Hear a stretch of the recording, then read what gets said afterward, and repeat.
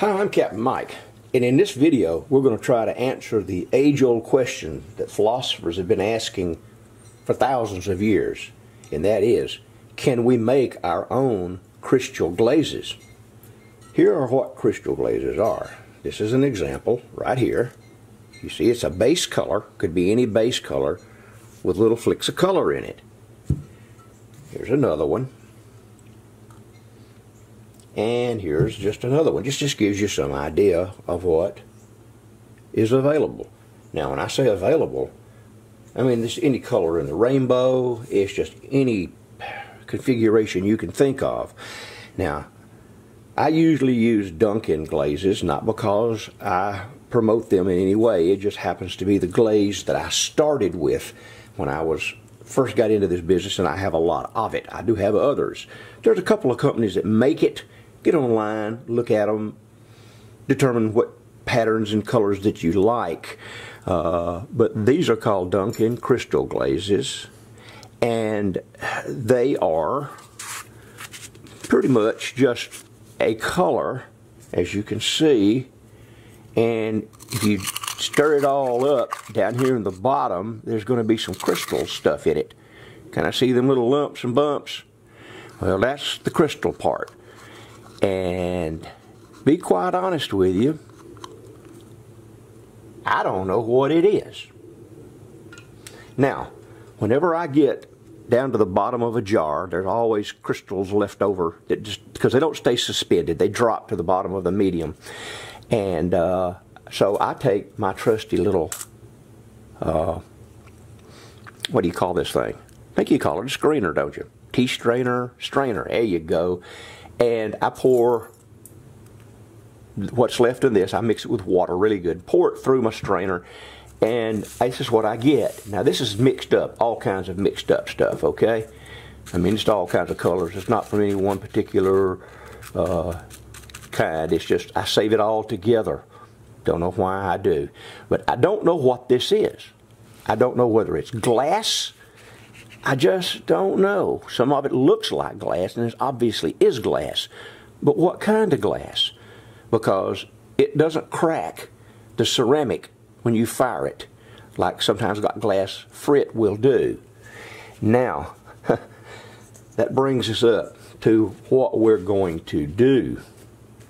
Now, we're going to do this together, and we're going to see how this comes out.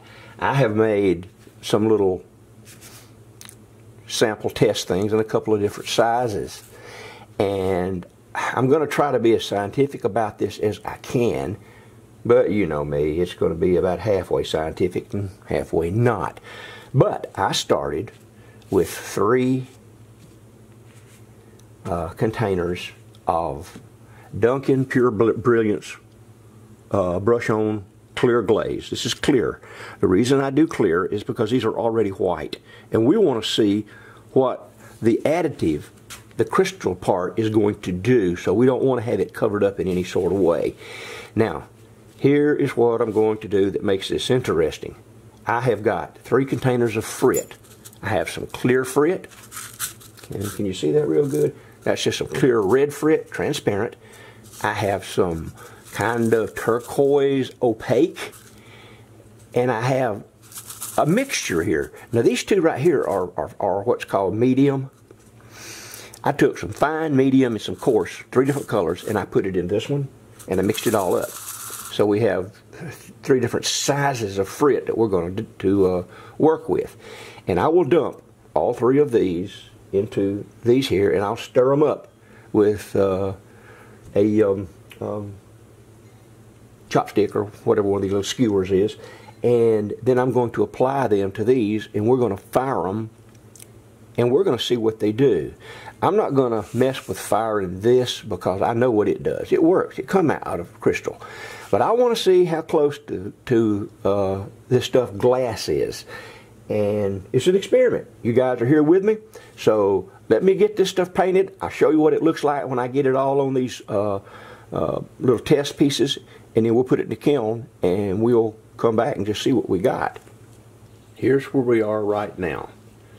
This is the first 3 that I told you I was going to mix up the glass frit into the transparent 06 glaze.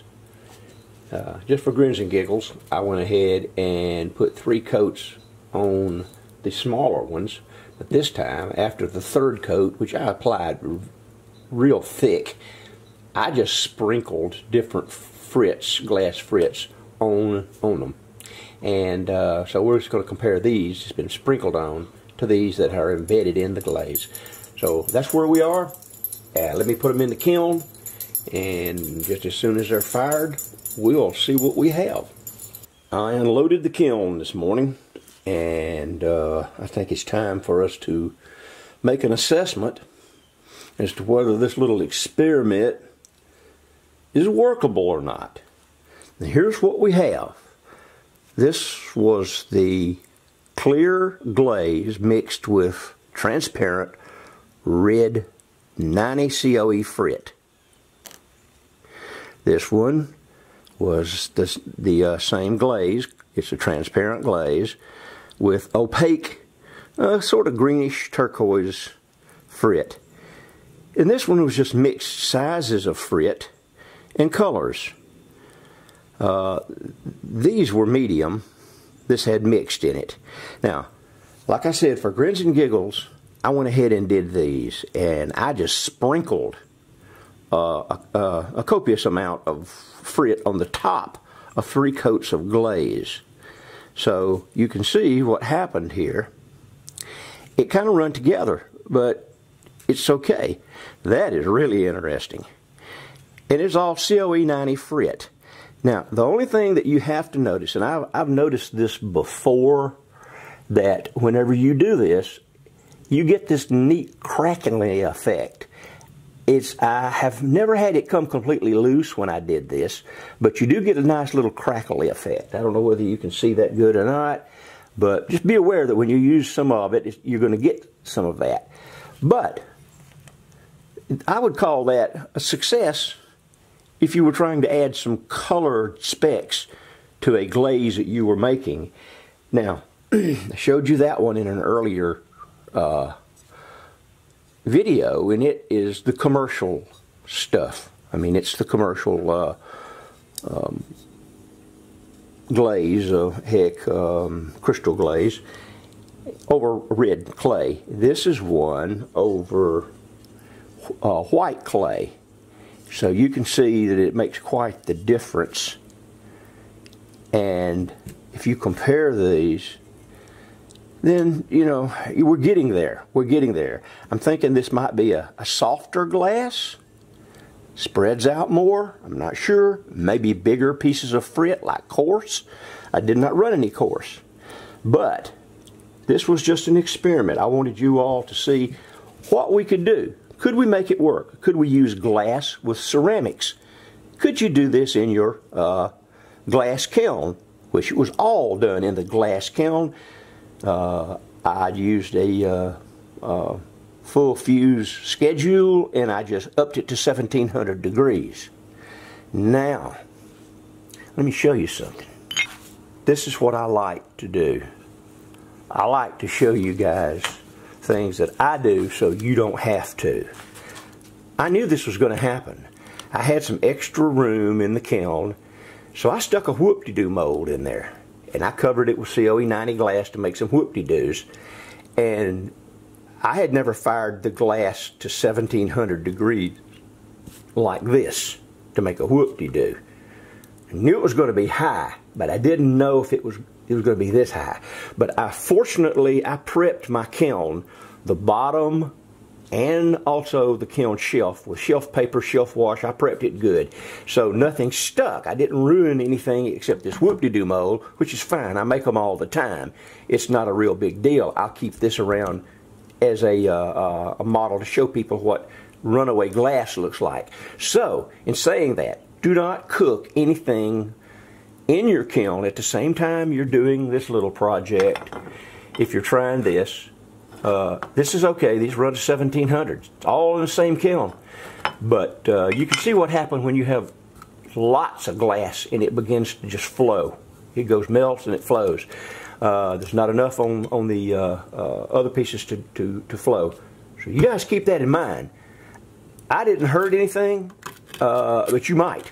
So don't try double duty. If you're gonna slump glass, use a schedule around 1400 degrees, 1200, whatever your kiln and your project, you know, says to do.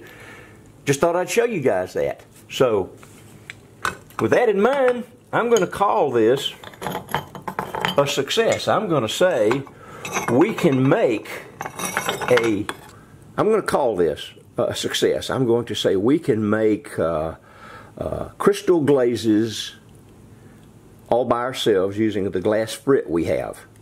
So with that said, you guys, I always say it, experiment on something small, experiment on something that's expendable, but have fun. So that's it. That's this experiment. I'm Captain Mike. It's my video. I'm out of here.